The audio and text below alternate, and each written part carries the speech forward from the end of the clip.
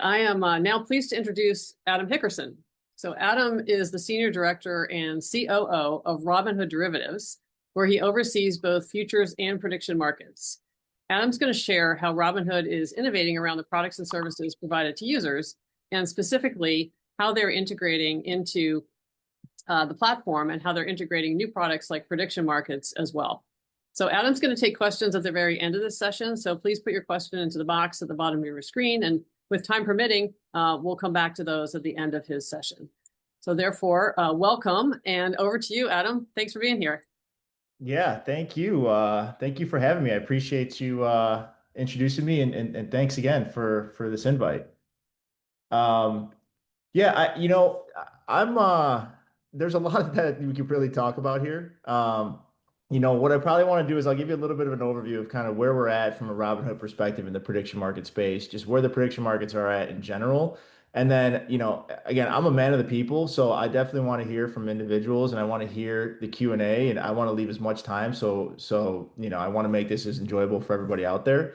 Um, but let me first start out with this. So prediction markets right now are probably the hottest thing in the financial industry at the moment.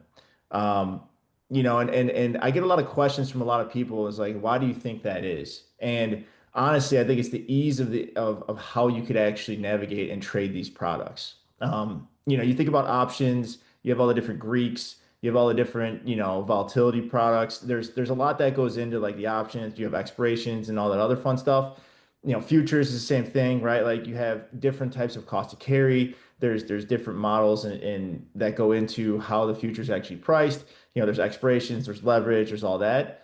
Really, when it comes down to prediction markets, it's a simple question like, will this outcome occur? Yes or no, right? And at the core of it, you're pretty much trading probability analysis. And that's kind of where these markets function and how they're actually built is, hey, what's the probability of this outcome specifically happening? And the beauty of that is, you have these different models. And so individuals that, run their own statistic analysis and they run their models actually have, the ability to kind of take their narrative and their position into how am I going to navigate this market and how do I think it's going to trade it? And are there any anomalies that I could potentially get an edge on and actually, view that opinion? Then you also have the other individuals who are like, hey, listen, I just want to view my opinion and I think this is going to happen. So there's kind of a huge ecosystem and environment out there where you're bringing a lot of different individuals together. Um, we first got into this market for the presidential election back in 2024. And something that was interesting with that is we built out our infrastructure within 2 weeks to make that happen. I remember talking to our CEO and Vlad basically reached out to us like, hey, can we do this? And this was like October 15th, and the election, I think, was November 3rd. And he's like, can we make this happen in 2 weeks? And I thought he was crazy. And I still think he is crazy, but that's neither here nor there. But I mean, what it came down to is having the ability to have some of the smartest and brightest software engineers, data scientists, and just individuals that can kind of navigate this environment and build an ecosystem from scratch. Um, still have to this day have no idea how we did that.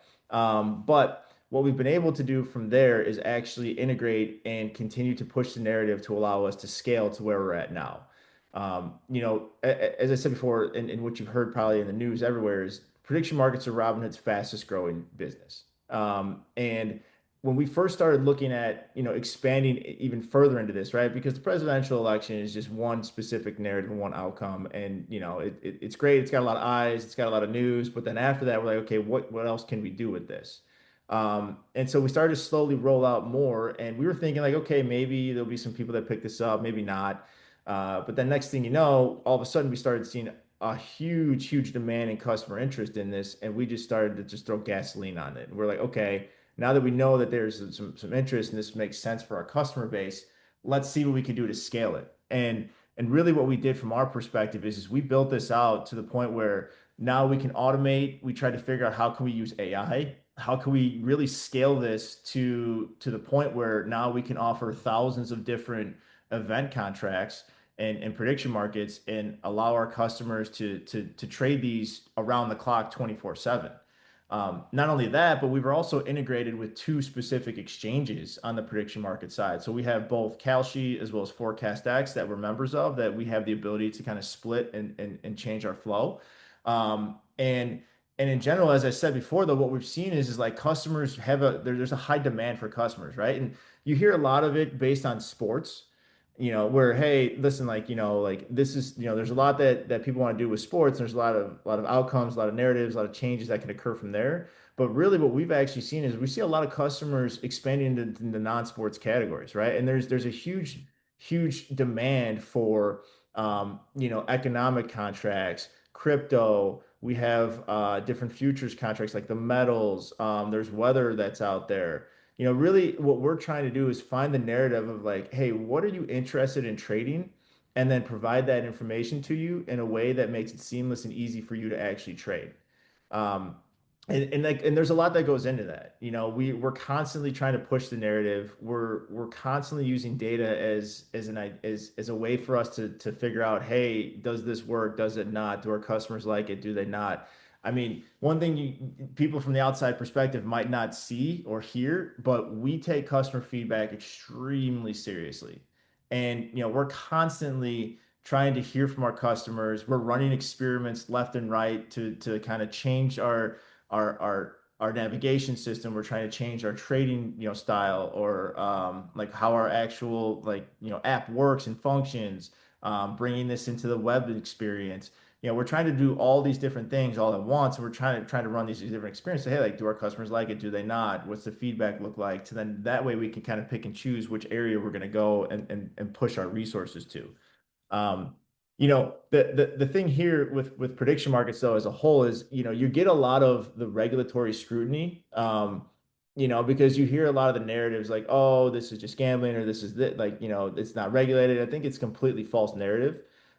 You have these prediction markets out here. They are regulated by the CFTC. We get audited by not just the CFTC, but the NFA. We have internal, external auditors. My books and records are constantly being checked, double checked, triple checked to make sure that we're making sure that all the cash is accounted for, positions, trades, all that looks good, and we're actually providing the correct information to our customer base.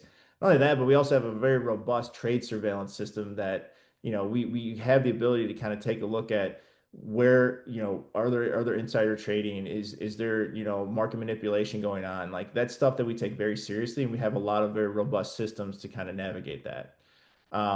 So like this is just, I think the big thing for this is the new upcoming market.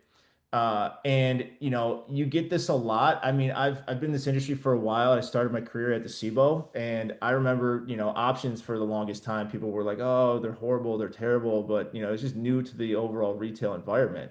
And then once you see that retail starts to get a hold of it and understand it a little bit more, that's when you see the options industry and market just take off. And I think we're kind of in the same spot right now where options was about 20, 25 years ago, where people are starting to understand how these markets work and function. They're new, so you have a lot of people on both sides of the spectrum saying, "Hey, they're great." No, they're not great. But I think really you're going to see more and more individuals and players come into this ecosystem and environment, and I think it's only going to be helpful and beneficial as a whole. So I know I kind of have been spitting off a lot here. I do want to hear a lot of Q&A because we don't have much time, but as a whole, I think my opinion and I think Robinhood's opinion as a whole is simply, hey, this is a very rapidly growing environment. And, we're one of the first individuals and players in this space. And we want to continue to maintain our lead in this industry and continue to push that narrative forward. So, Yeah, you got um, a couple. You got a couple here. So, yeah, if yeah. you don't mind, so some of them are like definitely on the hot topics. So maybe Yep. maybe the first one is how do you manage the liquidity risks in some of the tokenized assets, and how do you address the problem of sort of or the challenge of Robinhood playing a couple roles on the platform? So maybe start with Yeah. that one. Yeah, so the first thing I'll say is we have a lot of relationships with the different liquidity providers and the exchanges as a whole, right? And so we are constantly in communication with the liquidity providers to let them know, hey, this is an area or a market that we're interested in coming into. Is this an area where you guys will be able to make liquidity? Are you able to make markets? Because if you look at it, Kalshi and some of these other exchanges offer a huge plethora of products and of markets, but we only offer a smaller subset of what they have because, we verify, we try to make sure that there's the proper liquidity in there. If there's not, we'll talk with the exchanges to see what they can do to help enhance the liquidity. And if we really come to a solution where we're like, hey, listen, we just don't think that this is going to be a market where there's going to be enough participants in it, we just won't offer it. And I think that's important too, because I don't want to have it where a customer gets into a position and then has no way to manage it or even have the ability to close that position. I think it just leaves a bad taste in the customer's mouth when that happens. Okay, so you guys kind of got a liquidity test. So similar or analogous question, are there types of contracts that you just don't want people trading on your platform? There are, yes. Specifically related to war and violence. I think we put a hard line on that where, we don't want to be in the market of potentially making money when there's any type of specific war or violence related contract out there. Especially with what's going on right now in the Middle East, like we've kind of removed ourselves away from that completely. And then not only that, there's potential resolution in how do these contracts settle, which just is something that we try to steer clear of because we like to make it where it's concrete. This is exactly how this is going to settle. And that way there's no real kind of gray area as to what happens there. Yeah, and it's sort of an analogous question. It's interesting to think about what information people trading on prediction markets are relying upon. And so this goes to the question of, how do we handle what might be called insider information that in a more traditional market would not be allowed, but in some of these markets maybe contributes to the wisdom of crowds thinking. So how do you guys navigate all of that? Yeah, so we have a trade surveillance team that there's a whole team that we have that runs multiple different I would say call it surveillance checks in programs. We do not only do we do pre-trade surveillance, we also do post-trade surveillance. So we are, one, checking to verify like are these individuals before they even place a trade potentially prohibited individuals from trading that market. And then once an individual does trade, we then do a post-trade analysis, which does take a look at their employment status, their employer. We're also looking at different market manipulation tactics like spoofing, layering, stuff like that.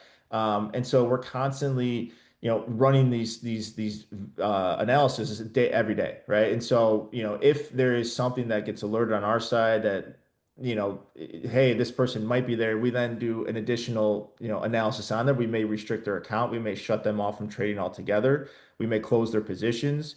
I think it just depends on, the specific scenario of like what's happening with this individual and how closely related are they to a particular market. So we have this is something we take very, very seriously on our side. Because the other thing too is we have a surveillance team and program in place, not just for prediction markets, but for futures, for options, for stocks. So we kind of have a way that we've kind of been able to like verify how our surveillance programs and systems work over the last several years. And so we just kind of were able to kind of take that piece of it and just fit it into this prediction market space and just add a few more layers on top of it to give us that real robust surveillance system. The other big question that's coming in is just learning a little bit more about what folks are doing on the platform. So you're in a position to see how Robinhood traders are trading and what are the most popular types of prediction market bets or other kinds of novel activities that are going on in your platform as you guys expand the availability of different products. Yeah, I think it's no surprise to anybody. Sports is by far where we see majority of our volume. But if you take sports out of the equation, we have seen a lot of customers interact with honestly a plethora of areas. So one is specifically to crypto.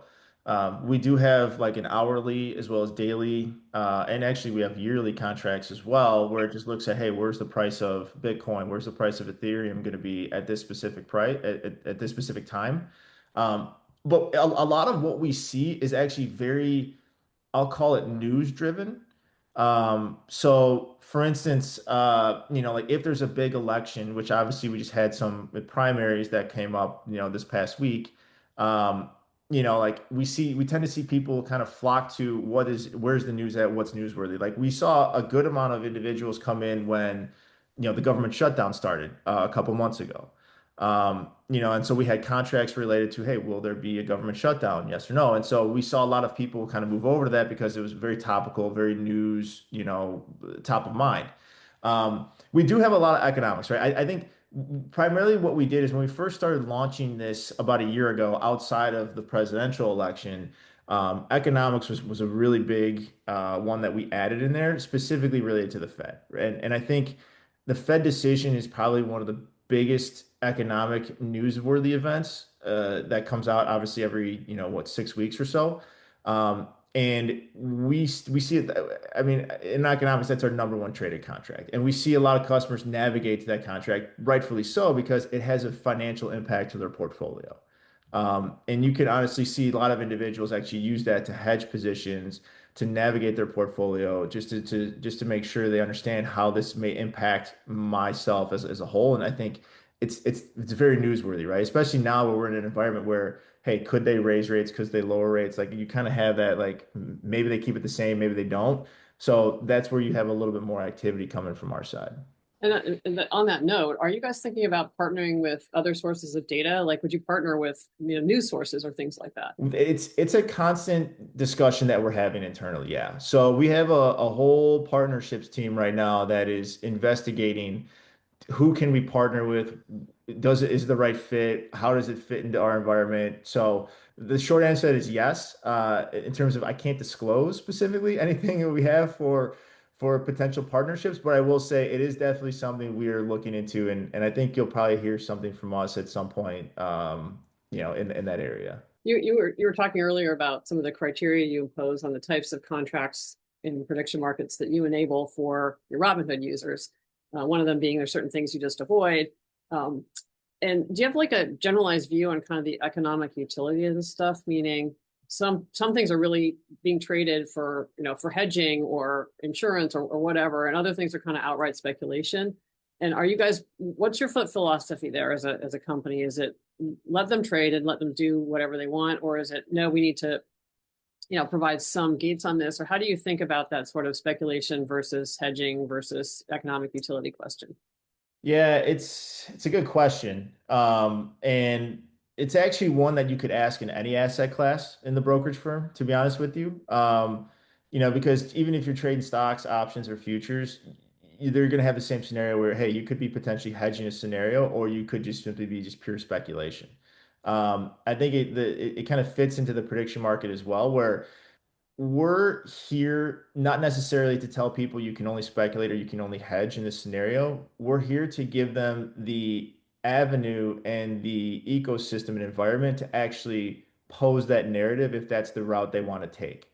We're all everything at Robinhood is all self-directed when it comes to the prediction market space. So we're not there to tell these individuals you should trade this or you should trade that. It's more so, hey, if you want to trade it, I'm going to give you the environment and ecosystem for you to be able to do that. And then obviously they could voice their opinion and they could obviously trade as they wish, however they want to, based off of their specific risk tolerance and trading style and strategy that they want to put. Um, but in general, right, like the areas that we look at before we even enter into a specific market is there liquidity? Is there going to be customer interest? And is there going to be a valid kind of, call it like resolution process that is not going to be some like gray area where we can get some potential customer inquiries on like, hey, well, this happened, but I didn't get paid out, or this happened and I did get paid out. Like we try to avoid some of those kind of like gray areas when it comes to the actual settlement process and resolution process as well.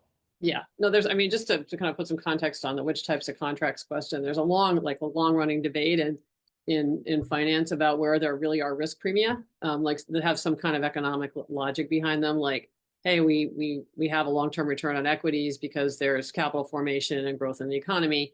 And then Mhm. there's a counter debate of, people trying to insure stuff or trade stuff, and that comes from more the commodities types of markets thinking, and this is somewhere a blend of both. But yeah, a hard question to answer. But maybe Yeah. go back to maybe a little bit the environment and some other things you guys are working on. It's been more of an open environment from a regulatory standpoint. How are you guys thinking about that in terms of risk and compliance on your side for you guys as a company, and then also how that might evolve or change in the future? Yeah, I probably spend way too much time talking to my chief compliance officer than I should. Um, but I will say like this is an area that we take very seriously as well. You know, we are regulated by not only the CFTC, but we have, for those that may not know, we have what's known as an SRO or a self-regulatory organization, which also has rules and regulations in regards to what we can and can't do in the prediction market space. And that's the NFA, or it's called the National Futures Association. And so we're members of both. You know, we are a licensed and registered FCM at the CFTC, so we have to abide by all CFTC rules. And really what we're doing is like we are trying to push the narrative in terms of like, hey, how far can we go in the existing regulatory environment? But at the same time, a lot of the rules and regulations that are out there right now are very outdated and don't necessarily fit into kind of like the structure that we have right now for this environment. So we are obviously day in and day out are constantly making sure that what we provide, what we state, what we say, you know, anything we have from promotional material or marketing is all following the, you know, current rules and regulations that we have in place at the NFA and the CFTC. But at the same time, we're also actually having those same conversations with the NFA and CFTC about, hey, here's what we're doing. Like, and here's some areas of the rules and regulations that aren't necessarily like fit, they don't fit into this environment. And here's some ideas that they can have to potentially enhance or change some of those rules or regulations. So like, you know, my area specifically, like we get audited probably about 6 to 7 times a year. You know, and some of it's related to cash, some of it's related to marketing, some of it's related to just our operational processes. So we're constantly like under the specs, you know, the spotlight of hey, making sure that we are following the rules of how it works. Um, you know, and I think as time goes on, I think you've heard it from the CFTC chairman now that there is a CFTC chairman on board right now, that they're going to start and you know looking at this space a little bit more. And I think you're going to start seeing some changes come into play here pretty soon, where it's going to start making some additional rules and regulations that kind of fit the entire environment and ecosystem as a whole. So, you know, we're very compliant. You know, we want to have clean audits. We want to make sure that we're following all the rules and regulations. You know, like we're not in the business of trying to be, you know, rule breakers, right? We want to be in the business of actually following the rules and making sure that there is that structure in place where customers can come to us and feel confident that you know we're following all the rules and regulations and we're not trying to you know sway them one way or the other. So maybe stepping back, Robinhood's really become a super app, and part of that is expanding across different product areas. Part of it's expanding geographically. Can you talk to us about your international plans for enabling new products for your retail traders? Yeah, you know, I mean, specifically from a futures and prediction markets perspective, we want to expand. Um, but it comes back into kind of the previous question you had is what can and can't we do in the regulatory environment in those specific countries and areas? As you may know, like we currently have business out in the UK as we speak right now. We do offer futures to those customers. We're actively working with the regulatory body over there on can we do something from a prediction market space over there? You know, we have you know, other areas in the international markets that we're looking to expand. And honestly, as we expand into these additional markets, what we're trying to do is be upfront with the regulators in those specific areas to say, hey, listen, like this is a product that Robinhood offers, and we'd like to offer it to the customer base there. And then it falls into that same narrative where it's like, okay, what do we have to do then to kind of follow that specific country or region's, you know, you know, regulatory questions, like basically the regulations, like how do we navigate that and how do we follow that while also still following our own internal regulations from the CFTC. So, you know, we are actively looking to expand, but it's more so it's like how can we expand, but also make sure we're following the right necessary rules and regulations in different areas. And maybe turn into a little bit more personal questions for you. Just maybe talk to us a little bit about kind of what inspires and excites you about these particular derivatives markets as opposed to maybe cash markets, and how you got into it and what are you most focused on for the future? Yeah, so I originally started at the Chicago Board of Options Exchange trading options in the SPX pit when I was 18 years old. Um, and obviously the trading floors nowadays doesn't really exist, but when I first started there, I was able to see like how these markets interact and work in a real-time screaming, yelling environment. And it just I couldn't get away from it, right? It was like I saw it live, I was there. It was organized chaos is what I would call it. And it was wild. And I that from that point on, I was like, this is where I want to be, this is what I want to do. And I mean, at that point in time, this is in the early 2000s, and this was when like uh, like technology wasn't really that great, and you didn't really have any type of online brokerage firms. You had a few that were coming up here and there, but a lot of everything was still happening in open outcry. And so what we've been able to do, what I've been able to see is the narrative of how technology has advanced the overall financial industry and how technology has been able to build and grow these what I would call more advanced type of products. Where now, you see options across the board on almost every brokerage platform that can be traded online. Same thing with futures. Now you have prediction markets. So I've always been intrigued and interested in, these new asset classes that keep coming to fruition and, how it can further enhance the overall retail experience. So, for me, it's about the innovation more than anything else. I originally started with futures, right? So I was in options. I went to futures because I thought the CME was the most innovative exchange in the world at the time. And now you're starting to see more innovation come through on the prediction market side. So I've always been very, very mindful of, hey, where's the innovation going and trying to move with that because I think, if you just get stuck in the plain vanilla, like I just do one thing, for me, it doesn't interest me. Definitely like an exciting career trajectory from I should have asked that question at the beginning, from the pits of the CBOE Yeah. to Robinhood prediction markets. So maybe last question, if you have advice for, if there's folks using Robinhood in the audience and you have advice for them, given your knowledge and experience, what's your kind of top advice for folks who want to trade in some of these more advanced markets? Yeah, what I would say is education. Educate yourself, learn how these products work. And before you dive into it, you want to make sure you understand what happens if if I'm right, what happens if I'm wrong. More often than not, when you start trading, you're going to be wrong to start more often than you're right.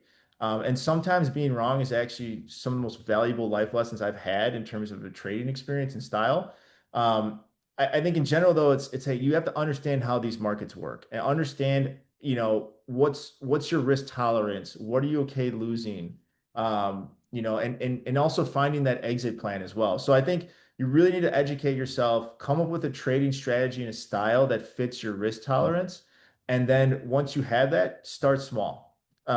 Start small, just get your feet wet a little bit. And then as you start to learn more and more and more, then you can kind of enhance and change your overall risk tolerance if that's the route you want to take. But honestly, like education to me is probably the most important area when it comes to any trading at all, right? Whether it's stocks, options, futures, prediction markets, there's so much free education out there right now in the world. Like just use it to your advantage. It doesn't cost you anything to read or watch a video or see how these markets work.